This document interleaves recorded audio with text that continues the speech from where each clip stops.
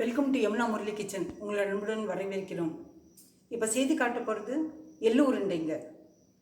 தேவையான பொருட்கள் காட்டுறேன். எள்ளு வறுக்கிறது காட்டுறேன் உங்களுக்கு, எப்படி வறுக்கிறதுன்னு சொல்லிட்டு. பாருங்கள், எள்ளு 1.5 கப் எடுத்து வச்சுருக்கேன். இதை கழுவி நிழலில் ஒரு இது மேலே போட்டு, ஒரு துணி மேலே போட்டு நிழலே காய போட்டு வச்சுருக்கேன் நான். எள்ளு 1.5 கப்பு எள்ளுக்கு 1 கப்பு நிறைய வெல்லத்தை பொடி பண்ணி வச்சுருக்கேன்.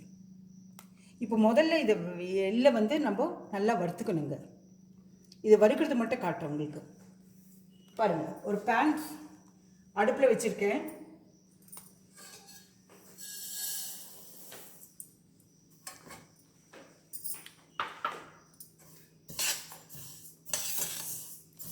பேன் சூடாகி போச்சு.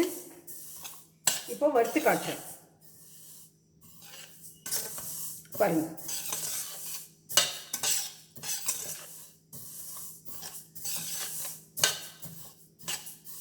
கொஞ்சம் எள்ளு வாசனை வர வரைக்கும் வறுக்கணுங்க நம்ம.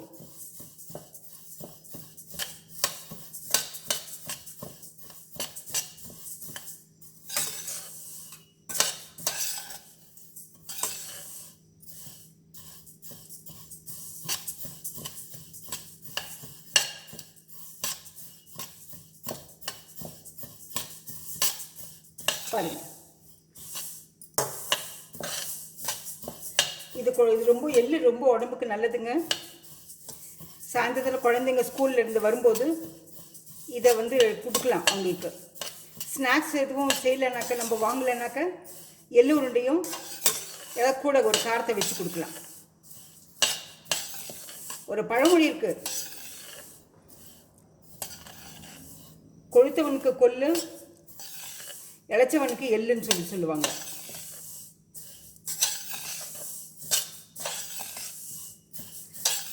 அதனால் இது கொஞ்சம் இளைச்சிருக்கவங்களுக்கு, இந்த குழந்தைங்களுக்கு கொடுத்தாக்க ஸ்ட்ரென்த்து அதிகமாகும், இம்யூனிட்டி அதிகமாகுங்க உங்களுக்கு. அதனால தான் நம்ம எள்ளெண்ணெய் நிறைய சேர்க்குறோம். எள்ளெண்ணெய் இதுலேருந்து தானே எடுக்கிறாங்க.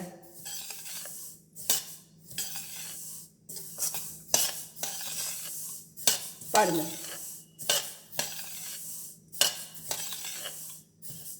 கொஞ்சம் வறுத்தா தான் நல்லா இருக்குங்க, இல்லைன்னா பச்சை வாடை அடிக்கும்.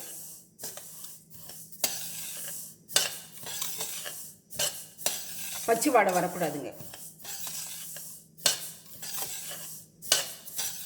நம்ம சும்மா இருக்கிற நேரத்தில் இதை கழுவி காய போட்டுடணும். ஒரு துணி மேலே போட்டுட்டு நைட்டில் விட்டுடலாம். காலம்பரை எடுத்து அந்த துணியில் இருந்து எடுத்து நம்ம ஒரு பாட்டிலில் போட்டு வச்சுக்கணும். கல் இல்லாமல் சுத்தமாக இருக்கும் எள்ளு.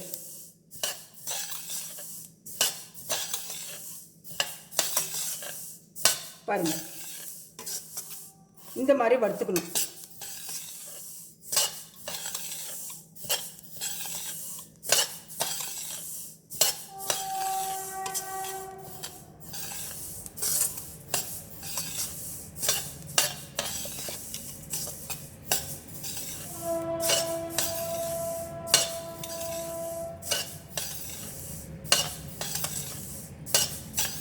இப்போ நல்லா வாடை வருதுங்க, வாசனை வருது.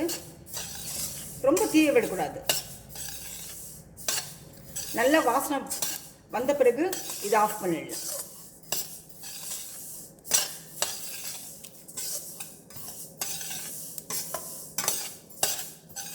பாருங்க, புகையே வருது. உங்களுக்கு வறுக்கும்போது நல்ல வாசனை வரும்போது அந்த எள்ளு வறுக்கிற வாடை வந்தால் போதும், ஆஃப் பண்ணிடலாம். பாருங்கள், இப்போ ஸ்டவ் ஆஃப் பண்ணிடுறேன். ஸ்டவ் ஆஃப் பண்ணிவிட்டு ஒரு 10 நிமிஷம் நல்லா ஆற வச்சுடுறேன். இதை ஆற வச்சு உங்களுக்கு வெல்லத்தை போட்டு உங்களுக்கு அப்புறமா மிக்சியில் போட்டு காட்டுறேன் நான்.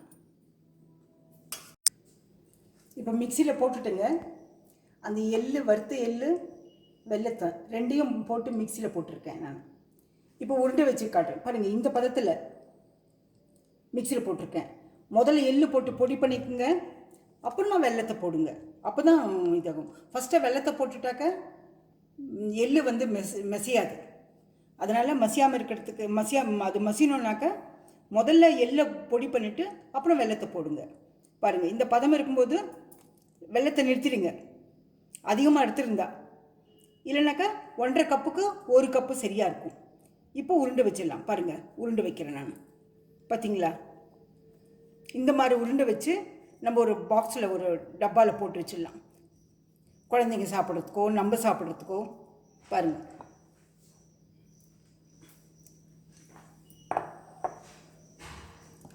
உங்களுக்கு இப்படி வச்சு காட்டு. நம்ம செய்கிறது எந்த சைஸ் வேணாலும் வச்சுக்கலாங்க உருண்டை. பார்த்தீங்களா? இந்த மாதிரி உருண்டை வச்சு வச்சு நம்ம ஒரு பாக்ஸில் போட்டு வச்சுட்டாக்க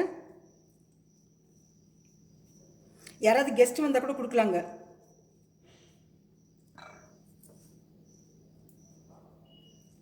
பாருங்க,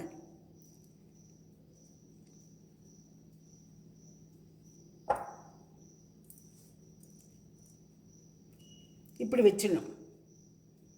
இப்படி பிடிச்சி வச்சுட்டாக்க ஆறின பிறகு நல்லா உருண்டை கெட்டி ஆகிடுங்க.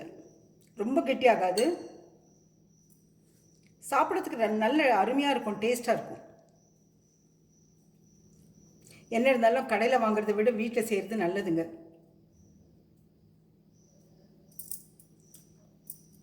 டைம் மட்டும் உங்களுக்கு கொஞ்சம் டைம் கிடைக்கும்போது இதெல்லாம் செஞ்சு வச்சுக்கணும். இல்லைனாக்கா சனி ஞாயிறு 2 நாளில் செஞ்சு வச்சுக்கணும். இது ஆரோக்கியமாக இருக்குமா? இது சாப்பிட்டாக்க நல்ல ஆரோக்கியமாக இருக்கலாங்க.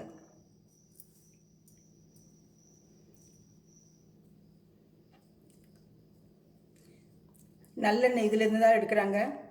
நல்லெண்ணெய் தலைக்கு தேய்க்கிறோம், நல்லெண்ணெய் சமையலுக்கு யூஸ் பண்ணுறோம். ஃபுட் பாய்சன் ஆகாமல் இருக்கிறதுக்கு 1 ஸ்பூன் நல்லெண்ணெய் ஊற்றினா போருங்க.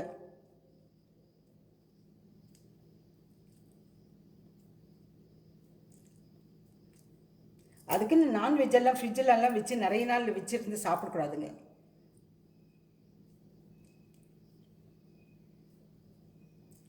பார்த்தீங்களா? இந்த மாதிரி உருண்டை வச்சுட்டு சைஸ் எந்த அளவு வருதோ நீங்கள் வச்சுக்கலாம் உங்களுக்கு பிரியத்துக்கு.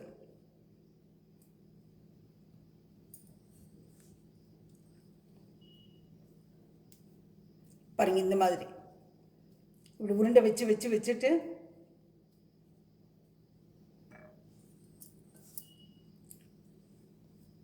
இதில் வேறு ஒன்றும் மிக்ஸ் பண்ண வேண்டாங்க, வெறும் எள்ளு வெல்லம் போடும்.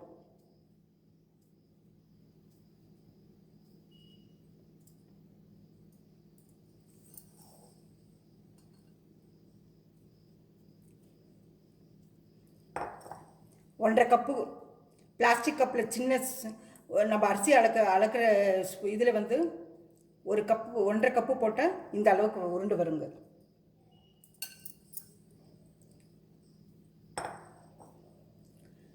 நம்ம சைஸ் எந்த அளவுக்கு போடுறோமோ அந்த அளவுக்கு உருண்டு வரும்.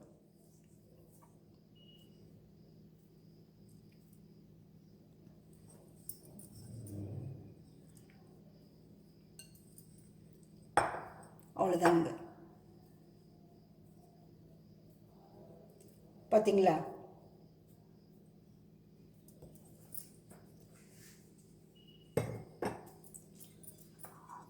இதானுங்க எள்ளு உருண்டை. இந்த எள்ளு உருண்டை பிடிச்சிருந்தா, இந்த ரெசிபி பிடிச்சிருந்தா லைக் பண்ணுங்கள், ஷேர் பண்ணுங்கள், சப்ஸ்கிரைப் பண்ணுங்கள், மறக்காமல் பெல் பட்டன் ப்ரெஸ் பண்ணுங்கள். அடுத்த ரெசிபியில் பார்க்கலாம். தேங்க்யூ.